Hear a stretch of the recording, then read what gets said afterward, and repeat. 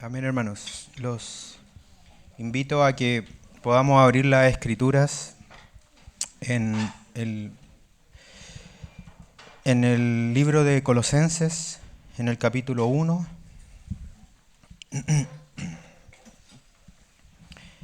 en el versículo 24 en adelante. ¿Sí? Colosenses, capítulo 1, versículo 24 en adelante. Amén. Dice: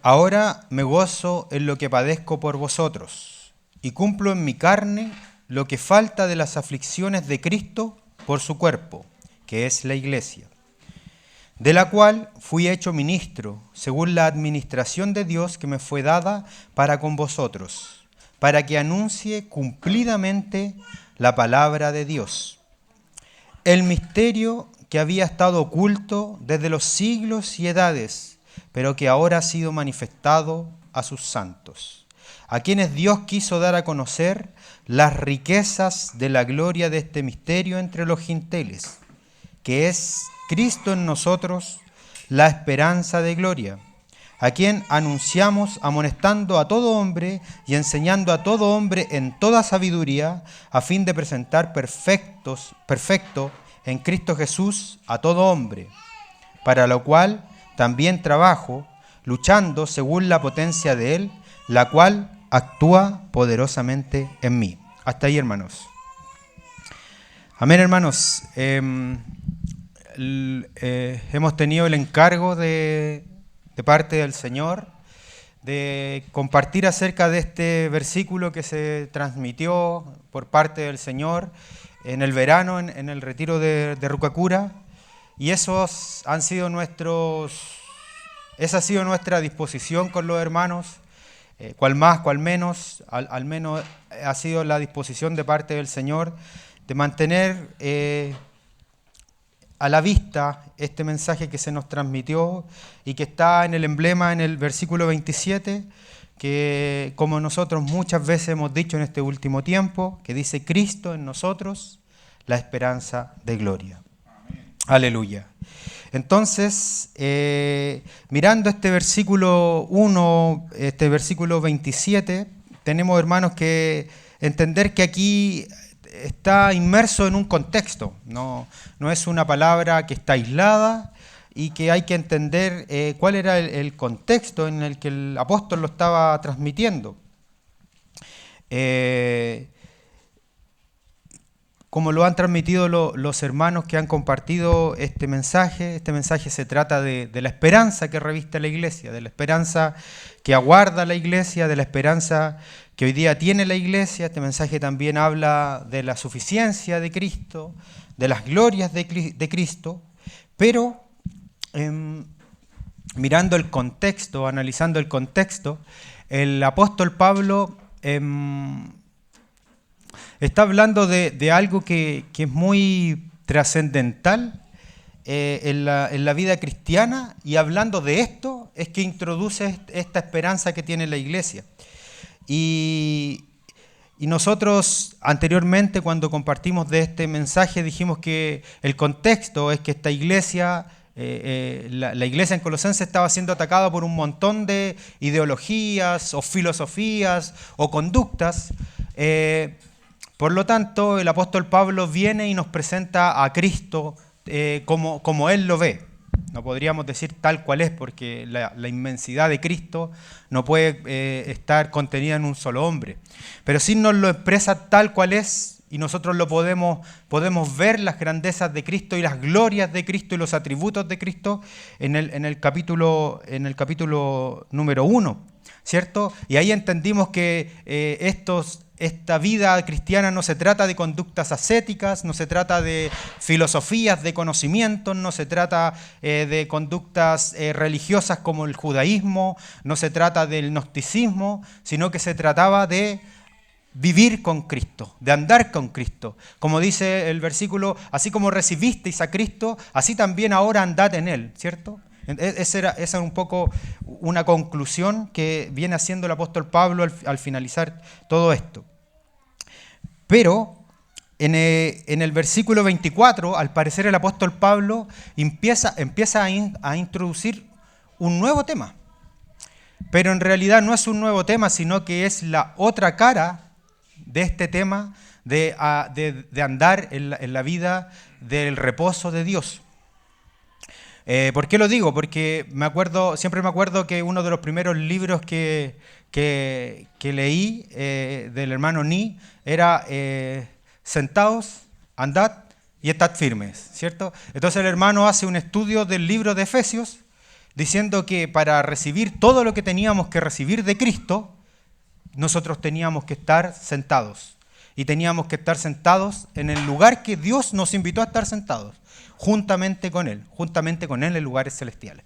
Pero el libro no termina en sentados, sino que también el libro de Efesios habla de la obra que tiene que hacer la iglesia, ¿cierto? Entonces, al parecer, el apóstol Pablo, a partir del versículo 24, empieza a hablar de esto.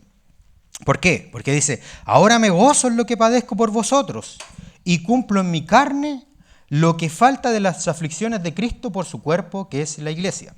Entonces, lo primero que hay que señalar aquí es que el apóstol Pablo está diciendo que va a padecer y va a sufrir aflicciones. Entonces, las personas naturalmente piensan que, y de hecho como representan los historiadores o como representan los sociólogos a los cristianos o al cristianismo, los sociólogos dicen, no, los cristianos sufren mucho porque tienen la esperanza de que un día van a conseguir algo, ¿cierto? No sé si ustedes lo han escuchado, cuando está como en el history, empiezan a hablar como del cristianismo, dicen ya, los islámicos tienen esta forma de vida, los cristianos tienen esta otra. Ellos sufren mucho porque algún día van a alcanzar algo. Y eso es errado. Eso es completamente errado. Porque nosotros los cristianos ya hemos alcanzado la gracia de Dios. Porque a nosotros los cristianos ya nos sació Cristo. Hoy somos de Él. Hoy somos de Él, como dice el apóstol Juan. Amados, hoy somos de Dios. Nosotros no tenemos ninguna duda hacia dónde vamos. Nosotros no tenemos ninguna incertidumbre de si es que el día de hoy nuestras vidas se acaban aquí, hacia dónde van nuestras almas, hacia dónde va nuestro espíritu. Va a Dios, va a tener una comunión eterna y para siempre con Dios. Entonces el apóstol Pablo está diciendo esto, está diciendo yo sufro, pero no está diciendo yo sufro para ver si alcanzo esto. Está diciendo yo sufro porque me asió Cristo.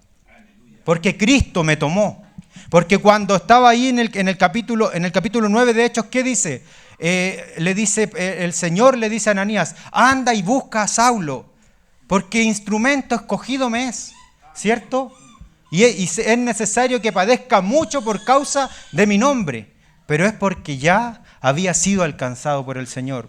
Entonces este sufrimiento que está diciendo el apóstol Pablo no es para alcanzar a Cristo, sino que es porque Cristo lo alcanzó. Y eso es muy importante, primero limpiarlo, hermanos, tenerlo como muy presente. Y luego, este término que trae tanto conflicto, lo que falta de las aflicciones de Cristo por su cuerpo. Entonces, sobre este punto siempre hay mucha controversia, hermanos, porque necesariamente las personas que se asombran con este versículo dicen, pero ¿cómo va a faltar algo de las aflicciones de Cristo por su cuerpo? Eso no es posible, porque el Señor dijo tetelestai, entonces consumado es. Pero el Señor, cuando estaba refiriéndose a este punto, estaba hablando acerca de la redención, ¿cierto? Estaba hablando del perdón de nuestros pecados, de la vida eterna, de el haber sido alcanzados, de que la obra de reconciliación es única y exclusivamente de Dios.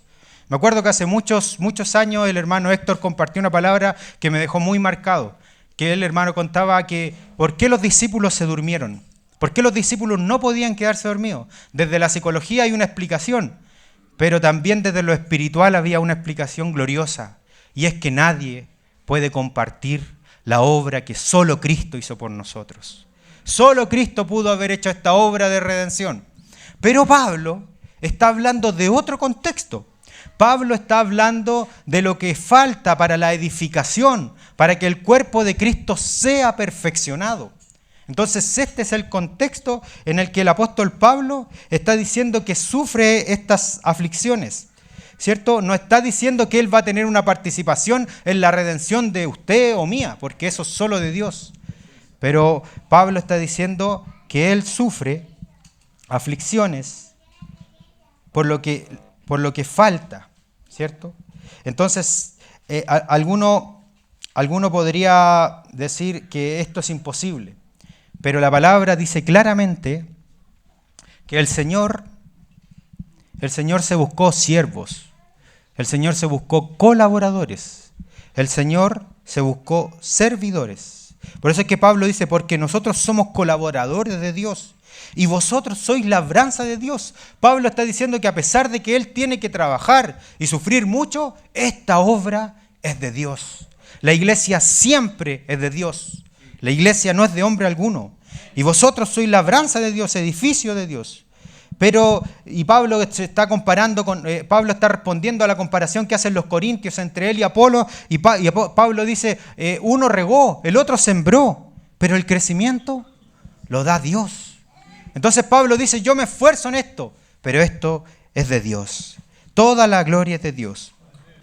Por tanto, a través de la obra del Espíritu Santo, el Señor ha dispuesto que usted y yo, y todos aquellos que tenemos un llamado de parte de Dios, que suframos, que vivamos estas aflicciones por lo que falta para que el cuerpo de Cristo se presente como una iglesia pura, sin mancha, sin arruga delante del Señor. Porque alguno podría pensar que este es un llamamiento particular de Pablo, pero no, hermanos, la palabra es en plural, colaboradores, servidores. Este llamado no se acabó cuando partieron cuando terminaron su carrera los apóstoles, como dicen algunos los sesionistas, ¿cierto? Que se acabó el apostolado y se acabó todo lo que tenían que hacer ellos. No, esta carrera sigue vigente. Entonces, esto que está diciendo el apóstol Pablo tiene que ver con la responsabilidad que cada uno de los santos tiene en Dios. Y me acuerdo necesariamente de esta analogía que muchas veces los hermanos nos han presentado del bote con sus remos. ¿Se acuerdan ustedes de la analogía del bote con los remos? Dicen que la vida cristiana es como andar en un bote, ¿cierto? Entonces, para avanzar en este bote se necesitan dos remos. ¿Y por qué se necesitan dos remos? Porque si uno avanza solamente con uno, solo da vueltas. Pero si uno avanza en paralelo con ambos remos, puede avanzar. Entonces, la obra de Dios, la gracia de Dios, la misericordia de Dios es un remo. Y la responsabilidad nuestra frente al llamado del Señor es el otro remo. ¿Cierto? Qué bueno que escucho los amén, hermano. Gracias, Señor. Entonces, el apóstol Pablo está diciendo esto. Yo sufro lo que falta en mi carne por la iglesia, porque la iglesia sea presentada pura, santa, sin mancha delante del Padre. Entonces el apóstol Pablo continúa dándonos el contexto, dice, de lo cual, en el 25, de lo cual yo fui hecho ministro según la administración de Dios que me fue dada para con vosotros, para que anuncie cumplidamente la palabra de Dios. Entonces el apóstol Pablo está diciendo, yo tengo esto, yo soy hecho ministro del Evangelio, pero esto no quiere decir que nosotros no tengamos otro ministerio u otro servicio. ¿Por qué? Porque él fue hecho ministro según la administración de Dios que me fue dada para con vosotros. Y acá, cuando habla de la administración de Dios, la palabra que nosotros conocemos muy bien es según la economía de Dios. Entonces, según la economía de Dios, según lo que Dios estima para su casa, según lo que Dios estima que es necesario para su casa, no solo hay administradores del Evangelio, sino que también hay pastores, también hay maestros, también hay evangelistas, también hay profetas, también hay hermanos que hacen sanidades. Todos esos servicios son para que la casa del Señor, este edificio, sea construido y se dé cumplidamente, se cumpla perfectamente la palabra del Señor. Entonces, este es el contexto, hermanos, en el que nosotros nos vemos enfrentados frente a esta gloriosa visión del Señor Jesús, frente a todos los atributos que se nos presentan en el capítulo 1, como vimos anteriormente en otros momentos que hemos compartido. Se presenta el apóstol Pablo como un siervo. Entonces, en este contexto es que el apóstol Pablo empieza a introducir este pasaje que nosotros hemos estado compartiendo. Y dice que es el versículo 26, el misterio que había estado oculto, porque el apóstol Pablo está diciendo, yo soy un ministro de la palabra que les tengo que dar a conocer esto. ¿Qué es esto? El misterio que había estado oculto desde los siglos y de las edades, pero que ahora ha sido manifestado a los santos. Gloria al Señor, hermanos. Lo voy a leer de nuevo. El misterio que había estado vedado, el misterio que nadie conocía y que había estado vedado no desde el año pasado ni desde hace 10 años, desde los siglos y desde las edades. Pero, bendito sea el Señor, pero que ahora ha sido manifestado. Para nosotros es muy común hablar del Señor, hermanos. Para nosotros es muy fácil encontrarnos con un hermano y hablar del Señor. Pero esto que nosotros vivimos tan comúnmente, tan tradicionalmente, tan sencillamente, era un misterio. Que en otro tiempo y en otras edades, por eso es que el apóstol Pedro dice, los profetas en otro tiempo indagaron diligentemente de quién iba a ser la persona, quién iba a ser, cuáles iban a ser sus padecimientos y cuáles iban a ser las glorias que iban a venir a posterior de sus padecimientos, pero no lo pudieron ver.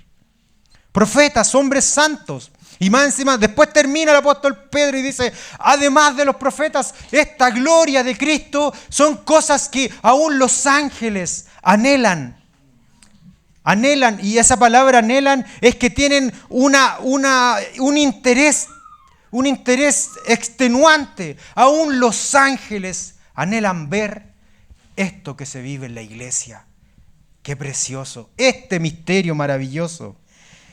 Entonces el apóstol Pablo, cuando está hablando con los corintios, cuando le habla a los corintios, les dice, yo no vine a ustedes con palabras de sabiduría. Pero finalmente el apóstol Pablo, cuando termina de dar esta bendita explicación, porque es maravilloso lo que dice el apóstol Pablo, en ese sentido que nosotros no somos llamados a tener filosofía alguna sobre Cristo, sino tener una realidad de Cristo, que lo que nos decía Esteban hace algún tiempo, a mí me puede faltar todo, pero lo que no me puede faltar es conocer a Cristo a través de las Escrituras. Entonces el apóstol Pablo les dice esto, pero después les dice, pero esto yo no lo hago porque yo no sepa.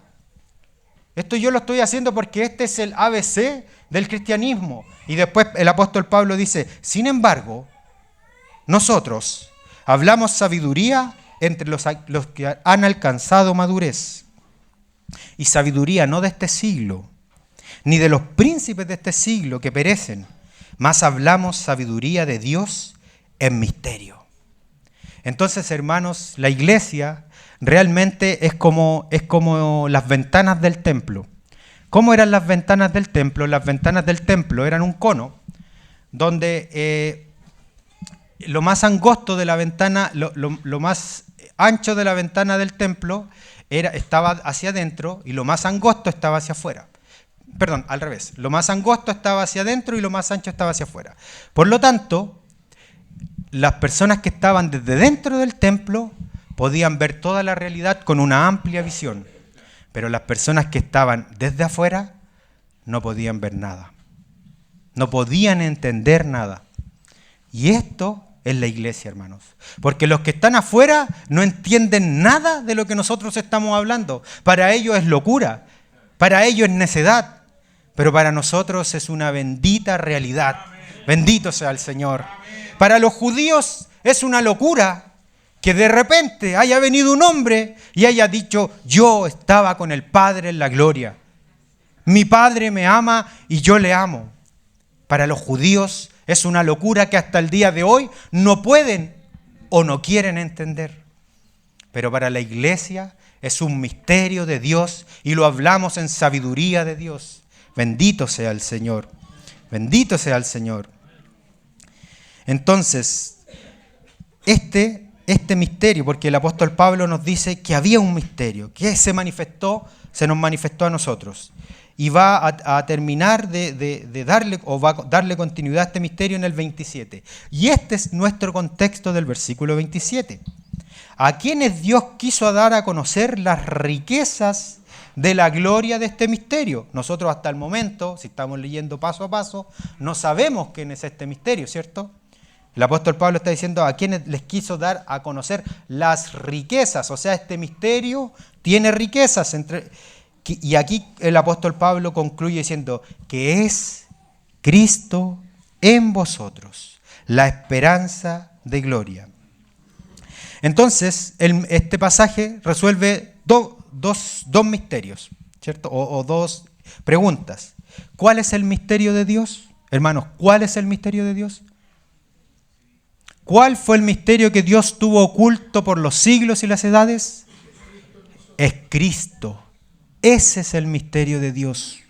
Es Cristo. El Señor Jesucristo, que estaba escondido en el seno del Padre, es el misterio de Dios. De hecho, así lo refleja la Escritura, y después la Escritura, cuando habla de mayores misterios, dice el misterio de Cristo. ¿Y quién es el misterio de Cristo? Aquella que salió del costado de nuestro amado, que cuando le enterraron una lanza salió agua y sangre. Esa es la iglesia. Y ese es el misterio de Cristo. Cristo estaba en el seno del Padre y la iglesia estaba en el seno de Cristo. Y esos son los misterios que se van a revelar. Entonces, esto es lo que está contestando el pasaje. Y además está diciendo que este misterio, Cristo, tiene riquezas de gloria.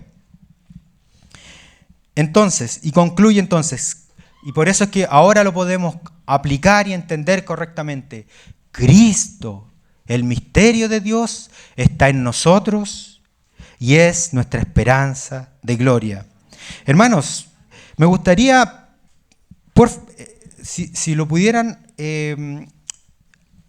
poner el versículo 1:27 en la versión NTV, que me parece que es una versión que nos clarifica mucho sobre este punto. Ya, no importa, se los voy a leer. Y tarea para casa. Entonces dice, pues, el versículo 27 en la NTV, los que tengan celular lo pueden buscar, pues Él quería que su pueblo supiera que las riquezas y la gloria de Cristo también son para ustedes, los gentiles. Aleluya. Pues Él quería que su pueblo, Él quería que hoy día Puente Alto, la iglesia en Puente Alto, supiera que las riquezas y la gloria de Cristo también son para los hermanos en Puente Alto. Aleluya. Y el secreto es, Cristo vive en ustedes. Cristo no está con ustedes, Cristo vive en ustedes. Aleluya. Gloria al Señor. Gloria al Señor, porque quizás ya me hubiese bastado por lo indigno que era que estuviera echándome una ayudadita nomás. ¿Cierto? Como dice el mundo, échame una ayudadita. Pero no, está en mi corazón día y noche. Día tras día, prueba tras prueba, momento tras momento, Él está con usted. Bendito sea el Señor.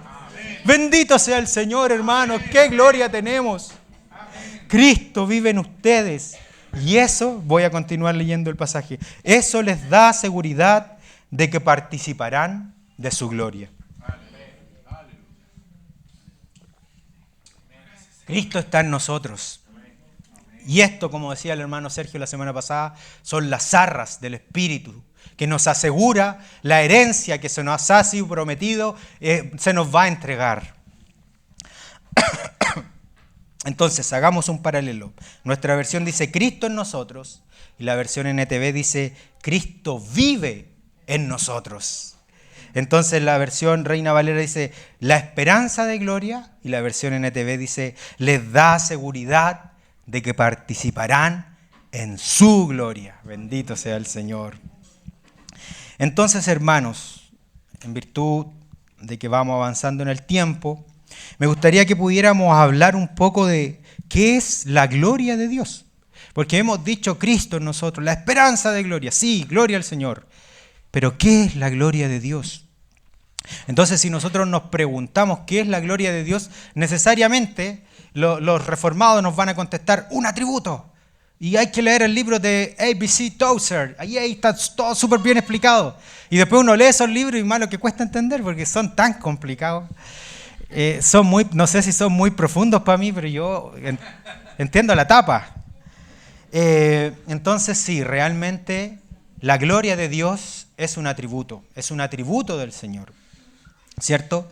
Y este atributo, hermanos, habla de todo su destellar, de todo lo que Él es, de cuando su presencia está dentro de las personas, lo que provoca su presencia, la luminosidad de su presencia, la inmortalidad de su presencia. Todo eso representa la gloria de Dios. Y nosotros lo decimos en palabras humanas sin poder explicarlo de mayor forma, ¿cierto? Por eso es que en el Antiguo Testamento el salmista dice,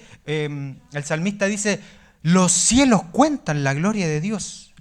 ¿Por qué? Porque el salmista realmente mirando y conociendo y contemplando lo que conocía de Dios, se da cuenta que no puede graficarla.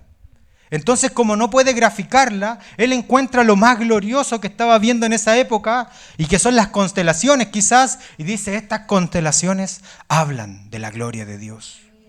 Entonces después viene otro y dice, esta naturaleza, este arroyo, esta montaña, todo esto, la tierra cuenta la gloria de Dios. Entonces nosotros tenemos que graficar la gloria de Dios a través de esto. Por eso es que el apóstol Juan en Apocalipsis 1 dice, el apóstol Juan nos dice, su rostro era esto, sus pies eran esto. El apóstol Juan en todo su lenguaje dice, era como. Y empieza a asociarlo a lo que él conoce. Asocia su rostro al sol, como el sol resplandeciente, ¿cierto? Porque en realidad él no puede graficar ni responder qué es la gloria de Dios. Pero nos señala de alguna forma esto. Entonces, podemos también leer el capítulo 4 y el capítulo 5 de Apocalipsis. Y al leer el capítulo 4 y el capítulo 5 de Apocalipsis, el apóstol Juan empieza a relatar la gloria del trono. Y lo que finalmente concluye en ambos capítulos es que frente a esta gloria, todo ser viviente que está presente delante del trono se tiene que postrar. Los 24 ancianos se tienen que postrar. Los seres vivientes se tienen que postrar. Ángeles, millares y millares y millones se tienen que postrar. Y después cuando va avanzando, escuché una multitud de ropas blancas y todos ellos se tienen que postrar. Porque la gloria de Dios nos hace postrar y nos hace temblar. Entonces, de alguna forma tenemos una vislumbre de qué es esta gloria que Cristo comparte con nosotros. Ahora, cuando nosotros hablamos del Señor Jesús a través de la Escritura, porque no quiero ir a respuestas misticistas acerca de la gloria, sino que quiero responder a través de la Escritura. Las Escrituras, voy a tomar solo 4 pasajes. Las Escrituras dicen que el Verbo se tabernaculizó, habitó entre nosotros y vimos su gloria, ¿cierto? Entonces, nosotros podríamos responder como Juan que todo lo que vio del Señor cuando estaba en su ministerio ¿era la gloria de Dios? Sí, sin lugar a duda, pero era una vislumbre de la gloria de Dios. Porque yo cuando veo a Cristo caminando por las calles, realmente lo encuentro glorioso. Realmente Él es maravilloso. Cuando lo veo hablando con Nicodemo, cuando lo veo hablando con la mujer que tenía 5 maridos, cuando lo veo en el pozo, cuando lo veo en la cruz, realmente vimos su gloria. Realmente vimos su gloria. Pero esa era una parte de su gloria. Entonces, después el Señor les dice a los discípulos, no todos los que están aquí van a morir. sin que hayan visto el reino. Y viene el monte de la transfiguración, ¿cierto? Y ahí el Señor les manifiesta una parte de su gloria. Es como que el Señor se saca este vestido de humanidad que tenía sobre Él y les muestra una parte de su gloria. ¿Y qué hacen los discípulos? Quedan espantados, quedan atemorizados. Y ahí me gusta mucho porque hay algunos autores que dicen que ese fue el momento en que Deuteronomio 33 es contestado. En que en Deuteronomio 33 Moisés le dice al Señor, te ruego que me muestres tu gloria. Y el Señor le dice, no, porque no me verá hombre y vivirá. Y en este momento Moisés está viendo la gloria de Cristo. Qué precioso, cuánto tiempo tuvo que pasar y en las Escrituras vimos un cumplimiento de esto. Bendito sea el Señor, pero quiero graficar esta gloria con que los discípulos todavía estaban atemorizados. ¿Qué hace Pedro? Habla, ¿cierto? Porque Pedro siempre habla. Entonces Pedro, lo que más le gusta, Pedro está asustado, habla. Pedro está contento, habla. Pedro está en temor, viviendo una prueba, habla. Pedro habla. Entonces, y grafica muy bien a nosotros. Y Pedro no es más que nuestra realidad muchas veces. Entonces todavía están hablando, todavía están alerta y están postrados. Y después en algún momento abren sus ojos y ven al Señor y el Señor les dice no le cuenten a nadie esto hasta que yo haya partido, ¿cierto? Entonces el apóstol Pedro dice cuando en el Monte Santo recibió honra y gloria de Dios Padre. Nosotros lo vimos, porque quedó marcado para él ahí. ¿Sí? Y después, Juan, en el capítulo 1 del Apocalipsis, nuevamente ve una gloria de Cristo, que no es la misma que el monte de la transfiguración. ¿Y por qué digo que no es la misma? Por la reacción de Juan. Juan, cuando vio a Cristo en el monte de la transfiguración, tenía aproximadamente entre 17, 19, o algunos autores lo mencionan como 21 años. Cuando Juan está en el capítulo 1 de Apocalipsis, Juan ya tenía 90 años. O sea, había recorrido más de 70 años con su maestro. Más de 70 años conociendo, viviéndolo, experimentándolo, conociendo su poder, experimentando en la iglesia su obra. Pero cuando Juan lo ve, ya no puede hablar como está hablando Pedro. Juan no puede hacer nada y dice, cuando le vi, caí como muerto. Porque la gloria de Dios va en aumento. Gloria al Señor. Bendito sea el Señor. ¿Cuánta es la gloria de Dios que usted ha visto, hermano? Esa gloria va en aumento. Esa gloria no es para conformarnos hoy día. Esa gloria no es para que nosotros digamos, sí, yo vi en el año no sé cuánto, en el año 2000, cuando ocurrió esto, yo vi y nos aferramos y cantábamos y la pasábamos tremendamente bien y estábamos en un momento sublime y a eso me aferro. No, la gloria de Dios es más para usted y para mí que lo que ya vivimos de Dios, que lo que ya experimentamos de Dios. La gloria de Dios es para que todo su pueblo la viva, la contemple, la comparta. La gloria de Dios no es por generaciones, no es que ya pasó una generación, yo ya hice lo que tenía que hacer, ahora que vengan otros. No, la gloria de Dios es para que como Caleb y también Otoniel lucharon por el mismo monte, así nosotros, hermanos, no importa la edad, no importa lo que hayamos vivido en conjunto, como una sola iglesia, como un solo cuerpo, caminemos en pos de la gloria de Dios. Eso es la gloria de Dios progresiva para los santos. El Señor habla a nuestros corazones. El Señor despierte nuestros corazones, amados hermanos. Y miren, hermanos, este pasaje no puedo dejar de decirlo, porque el Señor Jesús, estando orando, estando entregando su ministerio, le dice Juan 17:5, ahora pues, Padre, glorifícame al lado tuyo, con aquella gloria que tuve contigo antes que el mundo fuese. Y esa gloria nosotros todavía no la hemos visto, pero nos espera. Le veremos en esa gloria. Bendito sea el Señor. Bendito sea el Señor. También la gloria de Dios tiene una característica muy, muy trascendental y que se asocia a la santidad de Dios.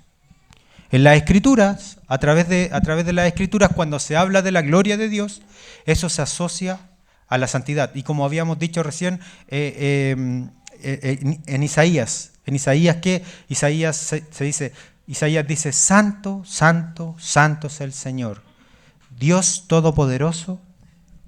Y después dice, toda la tierra está llena de su gloria. Entonces, la lógica nuestra es que debería decir, santo, santo, santo es el Señor. Toda la tierra está llena de su santidad, pero dice de su gloria. ¿Por qué? Porque Dios decidió asociar la santidad a su gloria y la hermosura de su santidad con su gloria para que nosotros le conozcamos. Y esto es muy importante, hermanos, porque Cristo en nosotros, la esperanza de gloria, asimismo tiene asociado un llamado de santidad. Para que nosotros veamos la gloria de Dios, para que nosotros vivamos la gloria de Dios, hay un llamado a la santidad. Hermanos, si quiero decir esto, porque ya me está quedando muy poco tiempo, pero quiero decirlo.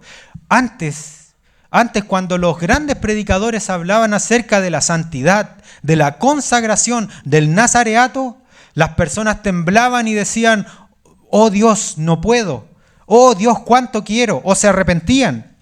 Pero hoy día estamos viviendo en una sociedad donde se nos habla de la santidad y dicen, sí, esa es la visión de ese pastor.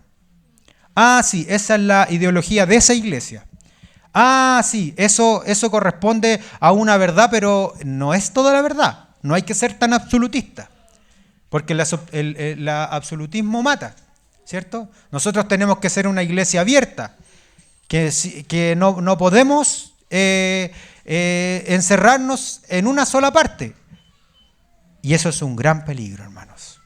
El hermano John MacArthur cuenta que el hermano escribió un libro que se llama La suficiencia en Cristo, que se nos compartió a los jóvenes que íbamos a ir al entrenamiento de Colosenses. Suficiencia en Cristo, ¿cierto? Sí, Suficiencia en Cristo. Y es un libro maravilloso que grafica a este libro de Colosenses. Y en ese libro el hermano John MacArthur empieza a contar una historia que vivieron en su iglesia, donde una familia demandó a la iglesia y a los pastores de esa iglesia. Entonces, porque había ocurrido una situación muy grave y la iglesia y la familia pensaba que la iglesia había mal aconsejado a un miembro de esa familia. Entonces, el hermano John MacArthur dice que para su asombro, cuando él estaba en el juicio, esta familia y los abogados de la contraparte invitaron a muchos cristianos, a muchos psicólogos cristianos, a muchos psiquiatras cristianos al juicio, y ellos decían que la Biblia no era suficiente, que la vida espiritual no era suficiente. Entonces, el hermano MacArthur cuenta en el libro y dice, en ese momento yo quedé tremendamente asombrado de cómo pueden haber cristianos que vayan y declaren frente a todo el mundo que las Escrituras no son suficientes, que la presencia de Dios no son suficientes para sanar, para salvar, para reconciliar. Entonces el hermano nos llama a que tengamos mucho cuidado con esta falta de santidad que está metida entre medio del pueblo de Cristo, que tienen tal convencimiento que son capaces de ir a declarar en un juicio en contra de otros hermanos que están buscando en santidad al Señor. Es importante, hermanos, es muy importante esto. Entonces, hermanos queridos, quiero por favor que busquemos acerca de la gloria de Cristo aplicada a nuestras vidas en Primera de Juan, versículo 3, capítulo 3, versículo 2. Dice, amados, ahora somos hijos de Dios, y no se ha manifestado lo que hemos de ser, pero sabemos que cuando Él se manifieste, seremos semejantes a Él, porque le veremos tal como Él es. Aleluya, hermanos. Aleluya. Hay una analogía en el Cantar de los Cantares, que está Salomón. ¿Se acuerdan cómo se llama la esposa de Salomón? ¿O cómo se hace llamar? La Sulamita. ¿Y qué significa Sulamita? Sulamita no es nada más ni nada menos que el femenino de la palabra Salomón. Entonces, este pasaje está diciendo esto. Amados, ahora somos hijos de Dios. Esto ya no tiene variación, pero aún no se ha manifestado lo que hemos de ser. ¿Cierto? ¿Y qué hemos de ser? Hemos de ser semejantes a Él, porque le veremos tal cual es. ¿Cierto? Entonces, esto, hermanos, tiene que ver con un relacionamiento, con una cercanía, con una comunión, con la búsqueda de la santidad. Entonces, por eso es que el Señor le dice a María, no me toques porque aún no voy al Padre, pero ahora voy al Padre. Voy a mi Padre y a vuestro Padre. Voy a mi Dios y a vuestro Dios. ¿Saben, hermanos? A través de todo el Evangelio, el Señor nunca le dijo a sus discípulos que Él compartía el Padre con ellos. Pero en ese momento, cuando Él va a ascender al cielo, le dice, ahora yo voy a mi Padre, que también es vuestro Padre, para que ustedes tengan una comunión en santidad con Él. Porque esta es la voluntad, Hebreos 2:9, porque esta es la voluntad del Padre, llevar muchos hijos a la gloria. ¿A dónde? A la gloria. ¿A qué gloria? A esta gloria que el Señor Jesús tuvo con el Padre. A que compartamos esta gloria. No que seamos dioses igual que Él, pero que compartamos esta gloria. A que la veamos cara a cara y que no seamos consumidos porque somos semejantes a Él. La única forma en que la santidad de Dios no nos consuma, hermanos, es que nos transformemos en hijos semejantes a Él. Y esto, por favor, les voy a pedir que leamos Hebreos 2:9. Pero vemos a aquel que fue hecho un poco menor que los ángeles, este que se humilló, a Jesús, que ahora está coronado de gloria y de honra, a causa del padecimiento de su muerte, para que por la gracia de Dios gustase la muerte por todos. Aleluya, eso hizo el Señor. Porque convenía a Dios, por cuya causa son todas las cosas y por quien todas las cosas subsisten, que habiendo de llevar muchos hijos a la gloria, perfeccionase por aflicciones al autor de la salvación de ellos. Porque el que santifica, y aquí está nuevamente esta palabra, y los que son santificados, de uno son todos, por lo cual no se avergüenza de llamarlos sus hermanos. ¿Se dan cuenta? La gloria asociada a la santificación. Y esta santificación es de Dios y todos nosotros somos de Él. Entonces esta santificación, hermanos, también está asociada muchas veces a la aflicción. ¿Y por qué lo digo? Porque cuántas veces nosotros no nos hemos preguntado, pero ¿por qué tengo que vivir esto yo? ¿Pero por qué? ¿Por qué? ¿Por qué me tocó a mí? Justo a mí. ¿Por qué le tocó justo a mi mamá? ¿Por qué le tuvo que tocar justo a mi papá? ¿Por qué fue mi hermano el que le tocó esto? ¿Por qué, Señor? Y nos preguntamos y nos dolemos. Y es normal que nos duela si somos seres humanos. Pero me acuerdo, miren, hay un pasaje muy hermoso en Job, el gran afligido de la Escritura. Dice, Él libra al afligido por medio de su aflicción. Parece un trabalengua. Pero Él libra al afligido por medio de su aflicción. Y en el capítulo, hoy no lo tengo anotado acá, hermano, lo voy a buscar. Y abre su oído en tiempos de opresión.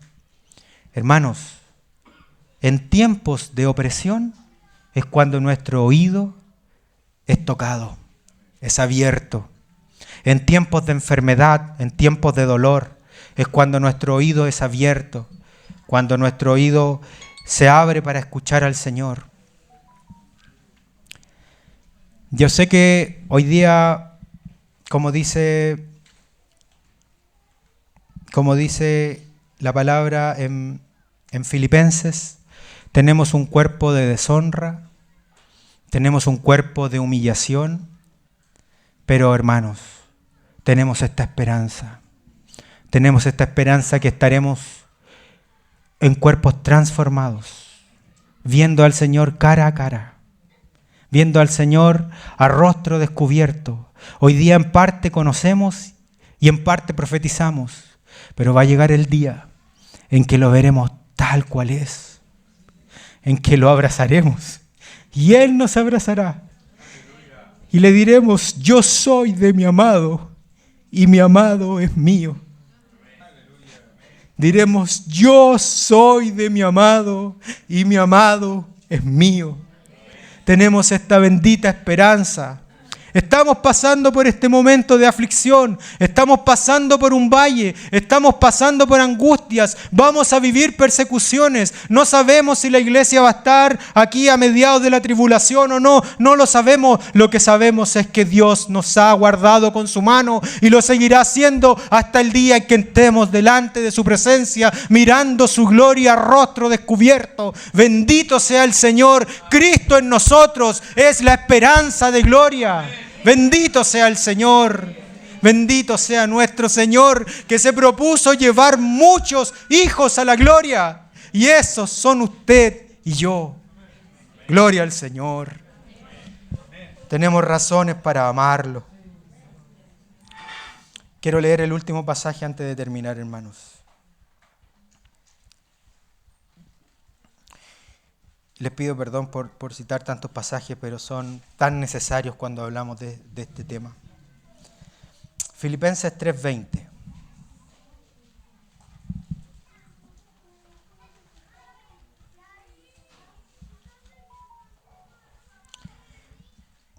Lo voy a leer rapidito y voy a ir al último. Este sí que es el último. Mas nuestra ciudadanía está en los cielos. Nuestra ciudadanía está en los cielos. Vivimos en esta tierra, hermanos. Vivimos en esta tierra. Pero nuestra ciudadanía está en los cielos.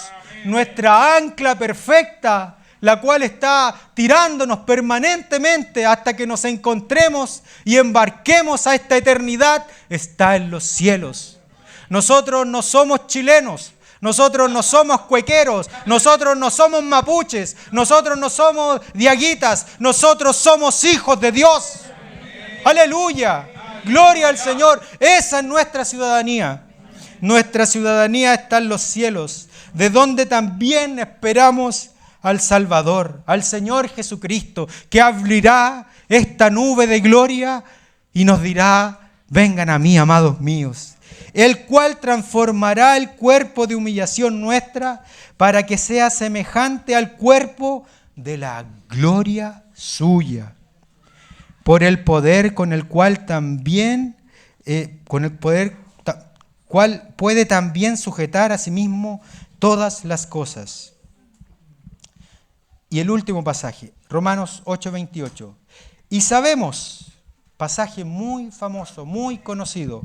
Y sabemos que a los que aman a Dios, todas las cosas le ayudan a bien. Hermanos, por favor, me quiero detener en esto. ¿Cuál es el bien? El bien es que yo esté bien, que mi familia esté bien, que estemos todos súper bien y que vivamos una realidad económicamente abundante, una realidad descansada en esta vida. No, aquí está hablando del bien de Dios, la glorificación de los muchos hijos llevados a su gloria. Este es el bien que está señalando la Escritura. No es nuestro bien, nuestra carne que quiere un bien. Este es el bien de Dios. Y entonces en este bien de Dios podemos entender que aún lo malo nos ayuda para cumplir este propósito de Dios en nuestras vidas. Esto es a los que conforme a su propósito son llamados. Y miren, porque a los que antes conoció, porque nos conoció desde antes de la fundación del mundo, también los predestinó, nos puso nombre, puso fecha, puso el día de nuestra salvación y el día de nuestra partida. Eso es la predestinación. Eso es la predestinación.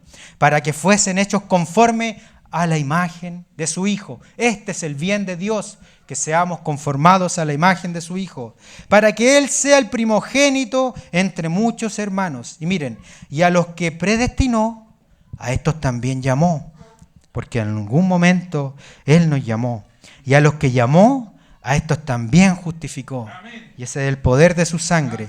Y a los que justificó, aleluya. A estos también glorificó, hermano. Gloria al Señor. Gloria al Señor. Tanto hermano que sufre, tanto cristiano que sufre, tanto cristiano que murió en la hoguera, tanto cristiano que murió en la guillotina, tanto cristiano que sufrió en la injusticia, tanto cristiano que no vivió la reivindicación de Dios en esta tierra. A esos también los glorificó. Hermanos, el Señor también nos ha de glorificar con Él, si realmente vivimos esta santificación necesaria, acercándonos a Él, piedra viva que fue desechada, pero que es necesario que nos acerquemos, que tengamos esta comunión perfecta, hermanos, con Él. Somos transformados de gloria en la misma imagen de Él, como por el Espíritu. Hermanos, Perdónenme, me voy a tomar. Mirando a cara descubierta, en esta realidad está hablando Pablo, aquí en la tierra, mirando a cara descubierta, como en un espejo, sí, como en un espejo. Realmente no vemos cómo es, no lo conocemos realmente del todo, lo vemos como en un espejo. Como en un espejo, la gloria del Señor. Somos transformados de gloria en gloria en la imagen, como por el Espíritu. Amén. Este es el llamado, hermanos. Este es el llamado. El llamado no es decir, Cristo en nosotros, la esperanza de gloria, y estar muy contentos, que sin lugar a duda es beneficioso proclamar esta palabra. El llamado de Dios es que quiere llevar muchos hijos a su gloria. Y el llamado es que miremos a aquel Él perfeccionó por medio de aflicciones, y que lo miremos como por un espejo. Muchas veces lo vamos a ver difuso, pero que nos acerquemos. Y de esa forma Él va a transformar nuestras vidas para que cuando Él venga, nosotros seamos semejantes a Él. Gloria al Señor. Vamos a orar, hermanos. Te damos tantas gracias, Señor. Señor, no tenemos la posibilidad de entender cuánta riqueza hay en tus misterios, cuánta riqueza hay en el misterio del Padre que es Cristo. Y vamos a estar toda la eternidad conociéndote, glorioso Señor.